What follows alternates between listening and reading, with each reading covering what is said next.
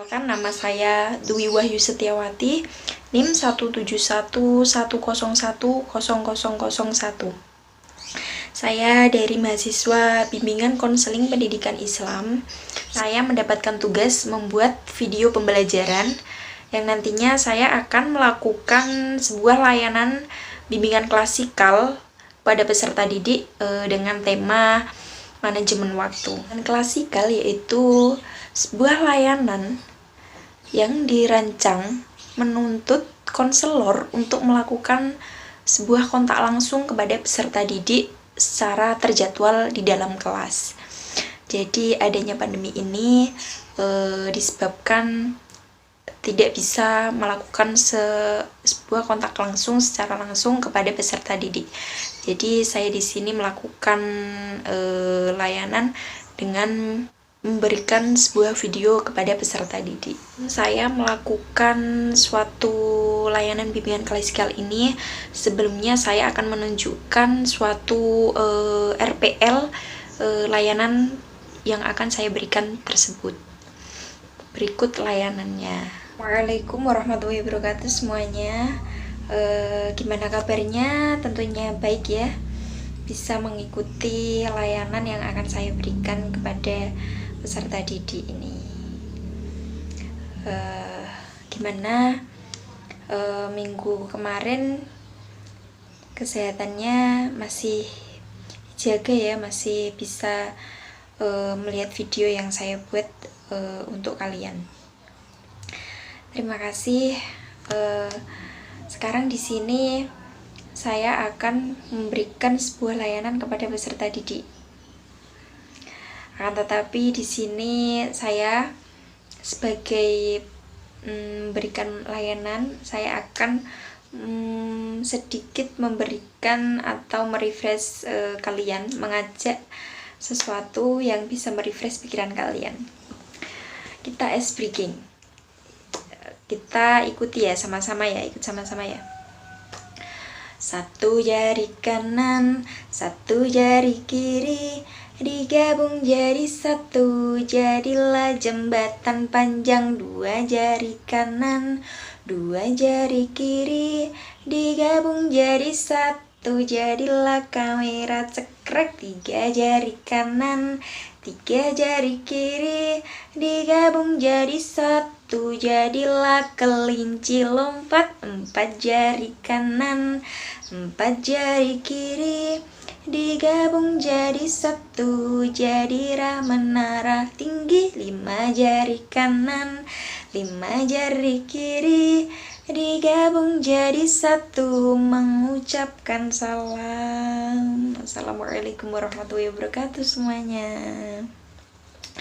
Ya, jadi dalam layanan di sini saya akan memberikan pengertian dulu apa tujuan umum serta tujuan khusus dari layanan yang akan saya berikan kepada peserta didik.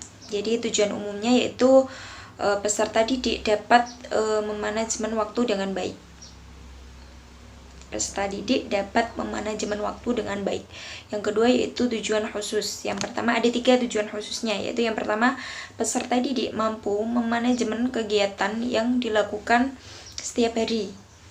Jadi kesehariannya peserta didik. Yang kedua, peserta didik mampu membedakan kegiatan yang bermanfaat atau tidak. Yang ketiga, peserta didik mampu memanajemen waktu dengan baik. Jadi nanti saya akan berikan layanan tujuan umum dan tujuan khusus tersebut nanti kepada peserta didik.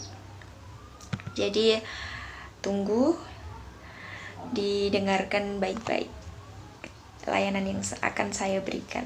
Manajemen waktu yaitu pada dasarnya suatu kemampuan untuk merencanakan, mengorganisasikan, dan mengatur waktu yang akan dihabiskan secara efektif untuk melakukan suatu kegiatan tertentu. Sifat waktu di sini ada 3. Yang pertama yaitu hal yang tidak dapat diulangi.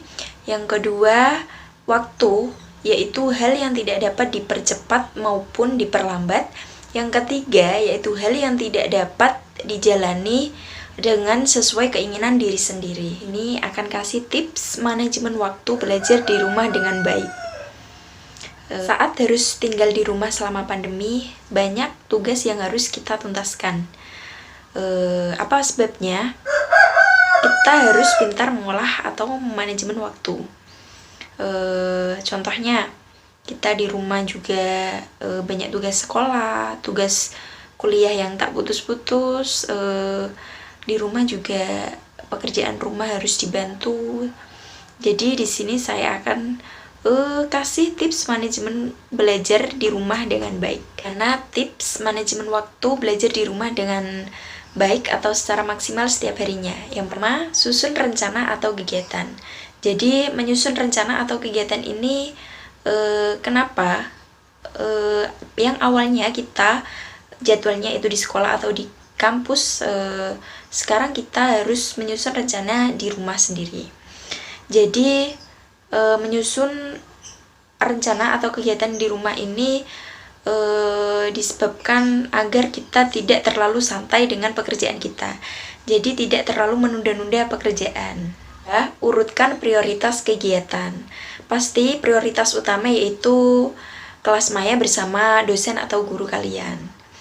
Yang kedua, bisa disertai kegiatan belajar secara mandiri oleh diri kita sendiri.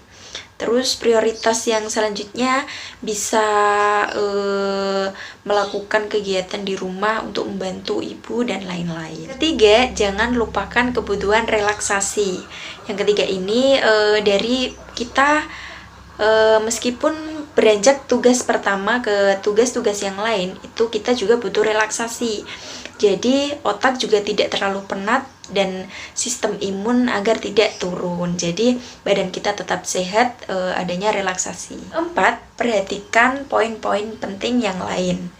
Yang keempat ini kita harus misalnya contohnya kita harus melakukan jika jam pola tidur kita jangan terlalu malam, terus waktu istirahat ya kita istirahat, jangan kelewat jam malam terlalu larut sehingga kita menyebabkan imun kita turun.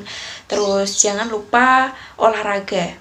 Jadi olahraga di sini juga sangat penting. Jadi jangan fokus hanya satu tujuan. Jadi kesehatan kita, badan kita juga perlu diperhatikan. Nah, kenali irama dan jam biologis badan. Setiap orang itu memiliki jam irama atau biologis badan yang berbeda-beda ya. Contohnya di sini itu sebagian orang itu lebih aktif melakukan pekerjaan di pagi hari. Jadi ketika pagi hari itu dia menyelesaikan pekerjaannya, setelah itu dia nanti bisa melakukan istirahat sejenak gitu. Jadi lebih aktif di pagi hari. Keenam yaitu di sini melakukan isolasi diri. Di sini isolasi diri yang dimaksud bukan pandemi ya. Di sini isolasi diri yaitu misalnya yang pertama melakukan tutup pintu kamar sehingga tidak bisa atau tidak mengganggu dari dalam ketika Anda melakukan suatu pelajaran atau suatu belajar di rumah. Yang kedua, bisa melakukan mematikan sosmed, bisa melakukan mematikan handphone, mematikan televisi, dan lain-lain. Terakhir, yaitu yang ketujuh, tidak menunda-nunda. Jadi, tips-tips yang sudah saya berikan tadi di atas itu berguna untuk agar kita itu tidak menunda-nunda pekerjaan atau menunda-nunda tugas yang diberikan kepada kita. Jadi kita sekali dikasih tugas bisa terjadwal atau bisa kita memanajemen waktunya dengan baik. Terima kasih sudah meluangkan waktu untuk mengikuti layanan bimbingan klasikal dengan saya. Saya ucapkan terima kasih. Wassalamualaikum warahmatullahi wabarakatuh.